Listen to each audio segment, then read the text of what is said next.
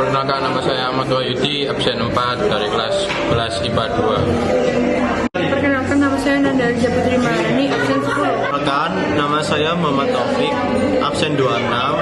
Perkenalkan, nama saya Rosa Eka Wisasari, absen 31.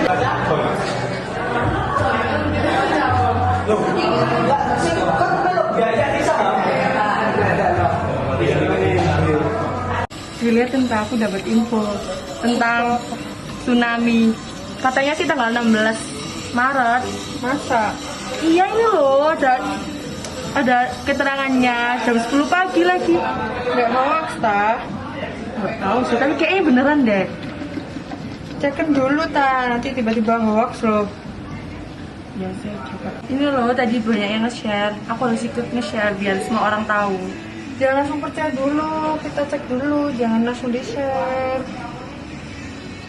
Jadi dari video tadi, kita tuh nggak boleh gampang percaya sama berita-berita atau berita yang belum tahu gimana kejelasannya beredar banyak di luar sana. Kita tuh harus kayak cross check lagi, ini benar atau enggak. Oke, di sini saya akan menjelaskan definisi hoax itu sendiri. Jadi, arti hoax adalah kabar informasi, berita palsu atau bohong.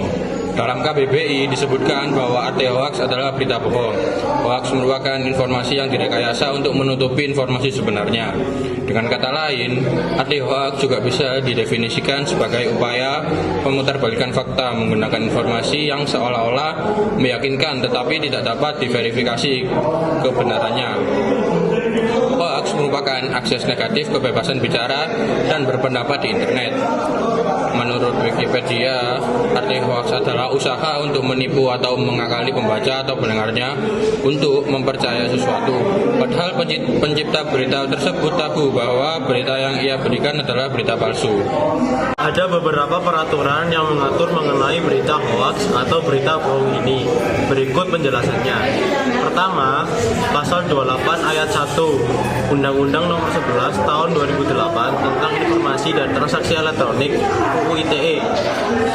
Sebagaimana yang telah diubah oleh Undang-Undang Nomor 19 Tahun 2016 tentang perubahan atas Undang-Undang Nomor 11 Tahun 2008 tentang Informasi dan Transaksi Elektronik, mengatur mengenai penyebaran berita bohong di media elektronik termasuk sosial media, menyatakan setiap orang dengan sengaja dan tanpa hak menyebarkan berita bohong dan menyesatkan yang mengakibatkan kerugian konsumen dalam transaksi elektronik.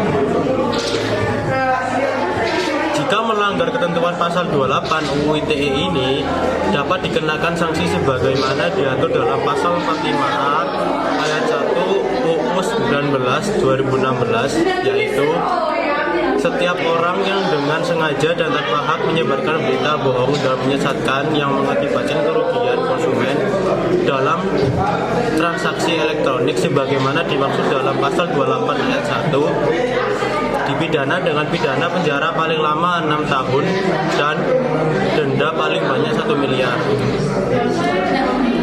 Perbuatan yang diatur dalam pasal 28 ayat 1 UU ITE merupakan salah satu perbuatan yang dilarang dalam UU ITE.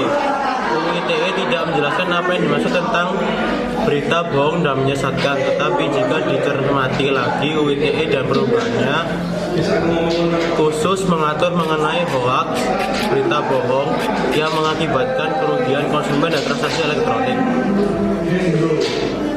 Lalu apa dasar hukum yang digunakan bagi penyebar berita bohong yang tidak mengakibatkan kerugian konsumen dalam transaksi elektronik?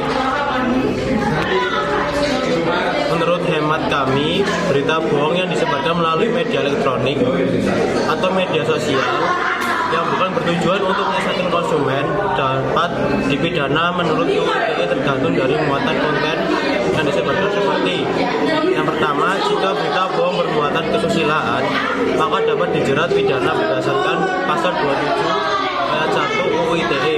2. Jika bermuatan perjudian, maka dapat dipidana berdasarkan pasal 27 ayat 2 UU ITE. Jika bermuatan penghinaan atau pencemaran nama baik, dipidana berdasarkan pasal 27 ayat 3 UU ITE. Jika bermuatan pemerasan atau pengancaman dipidana